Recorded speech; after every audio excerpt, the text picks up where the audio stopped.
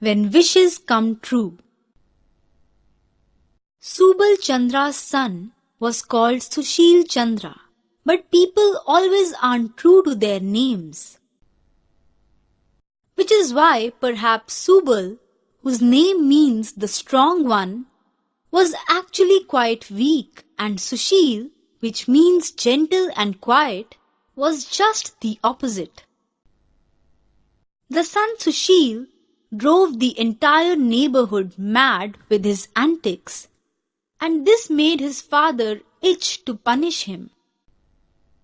Unfortunately, the father suffered from rheumatism while the son could run like a deer, so most of the intended slaps missed their target. But on the rare occasions when his father managed to catch him, Sushil really had a bad time. The day on which this story begins was a Saturday, and school would be over by 2 in the afternoon. But Sushil was in no mood to go to school for a number of reasons. To start with, it was the day of the dreaded geography test. Secondly, there was to be a display of fireworks at the Boses that evening, which everyone was looking forward to. After thinking long and hard about it, Sushil jumped into bed just when it was time to go to school. Subal looked at him in surprise and asked him, "Why are you still in bed? Aren't you going to school?" "I've a terrible stomachache," said Sushil promptly. "I can't go to school today." Subal saw through the trick at once and said to himself, "Very well. I know how to teach you a lesson." Subal locked his son in and went off to prepare a really bitter brew. Sushil was in a quandary. He was dying to go to the Boses, but now there seemed to be no chance. When Subal returned to the room with the big bowl of bitter brew, Sushil jumped out of bed saying, "I am fine now. My stomach ache is gone. I am going to school." "You are not going out anywhere today," said Subal. "Drink this and lie here quietly for the rest of the day." He forced the brew down Sushil's reluctant throat, locked the door from outside and left. Sushil burst into tears and wept buckets the whole day long. He told himself over and over again, "If only I could be as old as my father, I'd be able to do whatever I want to, and no one will be able to lock me in like this." Subal sat outside and thought, "My parents pampered me so much when I was young that I could never study as much as I ought to have done.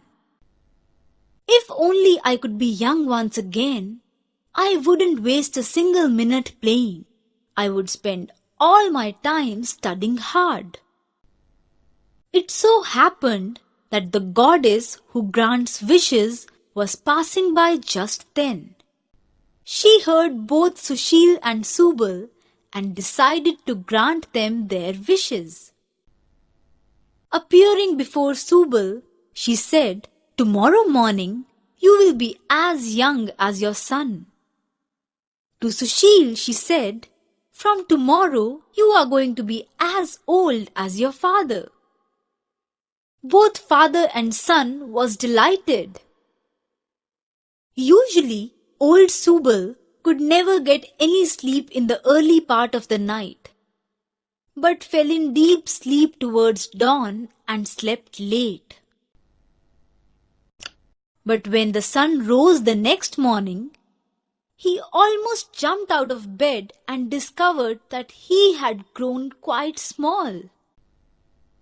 Sushil Chandra normally woke up at the crack of dawn and ran about the house. But this morning he was hardly able to open his eyes. When finally he did succeed in shaking off his sleep, it was only because his father was making such a racket outside. Sushil woke up to find that his clothes were bursting at the seams. His body has become strangely bloated. Both father and son got exactly what they wished for. What they had not anticipated were the complications. In the past, Sushil had always thought that once he was old like his father and independent like him, he'd spend his entire time climbing trees, swimming in the pond, eating raw mangoes, looking for birds' nests, and roaming with his friends all day long. When he woke up that morning, he felt no urge whatsoever to climb trees. He looked at the pond covered with water hyacinths and felt quite certain that he'd run a temperature if he dared to take a dip in it. Finally, he stood up and decided to try his usual antics. He went to a nearby olive tree and made several attempts to climb it. He was astounded to find that climbing was beyond him now. Wasn't it just yesterday that he had been up there as easily and effortlessly as a squirrel? After several attempts, he hung on to one of the lower branches, which gave way under his weight and broke into two. He lay flat on the ground. People passing by were amazed to see an old man trying to climb a tree, and when they saw him rolling on the ground, they burst out laughing. Poor Sushil hung down his head in shame and returned to the veranda. Sushil's friends, who had played with him just the previous evening, took one look at the grouchy old man and ran for their lives. They had no idea that it was Sushil himself. You'd remember, of course, that once upon a time Subal had told himself that if he ever got his lost childhood back, he'd lock himself up in his study and pore over his books all day long. He'd even give up listening to grandmother's stories and study in all earnestness. Now that he was young again, he hated the very thought of studying or going to school. Sushil was very angry with him and said, "Father, aren't you going to school today?" Subal looked down, scratched his head and said, "I can't. I've got a stomachache." "Stomachache, my foot," said Sushil angrily. "Don't try your tricks on me. I used to get similar stomachache to avoid going to school. Don't try to fool me. I know all about it." Sushil forced his young father to go to school. When Subal returned in the evening and longed to go out and play, it was time for old Sushil to wear his glasses and read the Ramayana aloud to himself. Subal's noisy presence disturbed him. So he made him sit in front of him and gave him sums to do. He selected such tough and complicated problems that it took his young father more than an hour to solve just one of them. Sushil was particularly careful about food.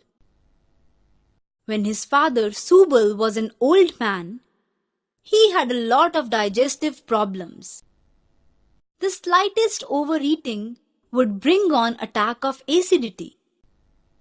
Sushil remembered it very well and stopped his young father from eating his fill. Subal, on the contrary, was perpetually hungry these days and felt he'd even be able to digest a piece of stone. However, Sushil just would not allow him to eat normally, and Subal remained hungry. He started losing weight and grew thin.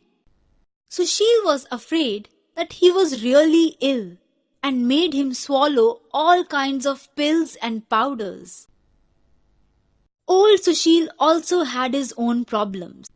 He soon realized that nothing of what used to be second nature suited him anymore. Earlier, he had been so fond of plays that whenever he heard of one being performed, he'd land up there. But when he tried to do the same now, he fell sick. Young Sushil had loved to take his daily dip in the pond.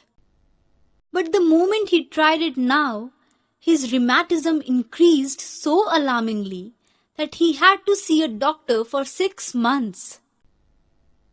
He now bathed at home in warm water, and that too on alternate days, and refused to let Subal bathe in the pond as well. On some days, he would forget that now he was as old as his father and try his usual naughty tricks, such as throwing pebbles at old Aunt Anandi's picture and have the entire neighborhood jeering at him for his childish behavior. Subal too forget at times that he was no longer old. He would go and join the gathering of the old people and comment on their discussions. Needless to say, it would annoy them much. They'd box his ears, scold him for being precocious, and tell him to go away. Forgetting that he didn't look old any longer, he'd ask his tutor for a puff of tobacco. The tutor caned him soundly and made him stand on one leg as a punishment for impertinence. Sometimes he would go and smack Sushil as before. The elderly Sushil would flare up and say, "Is this kind of manners they are teaching you in school these days? How dare you?" People would rush in from all sides to defend Sushil and make Subal's life miserable with cutting remarks. Some even hit back. Enough was, after all, enough. Subal now prayed with all his heart that he might regain his lost age and independence, which he had been foolish enough to pass on to Sushil. Sushil too prayed earnestly that he might become young once again and play around with his friends the way he used to. "Father has become exceedingly naughty. I can't look after him anymore. He really worries me all day." The goddess who grants wishes heard them both. "Well," she said, appearing before them, "are you satisfied?" Yes, indeed we are," cried both father and son, falling at her feet. "Please change us back to what we used to be once again." "Very well then," said the goddess. "That's what will happen when you wake up tomorrow morning."